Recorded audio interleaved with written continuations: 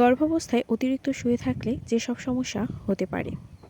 গর্ভাবস্থায় বিশ্রাম জরুরি, কিন্তু অতিরিক্ত শুয়ে থাকলে হতে পারে নানা বিপদ। জানুন বিস্তারিত এই ভিডিওতে। 1. রক্ত সঞ্চালনের সমস্যা। দীর্ঘ সময় শুয়ে থাকলে শরীরে রক্ত চলাচল ধীর হয়ে যেতে পারে, রক্ত সঞ্চালন বাধাগ্রস্ত হতে পারে। পা ফুলে যাওয়া বা রক্ত জমাট বাঁধার ঝুঁকি বাড়ায়, বিশেষ করে পায়ের শিরায়।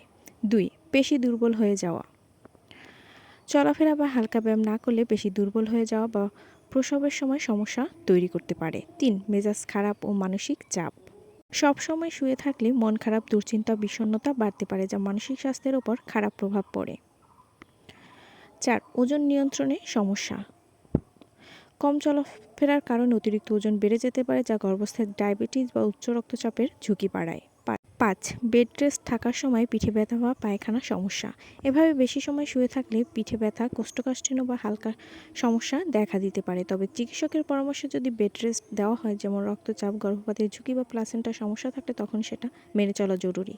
প্রতিদিন হালকা হাঁটা, কিছু হালকা ব্যায়াম, চিকিৎসকের পরামর্শ অনুযায়ী ও বিশ্রামের মধ্যে ভারসাম্য রাখা সবচেয়ে ভালো।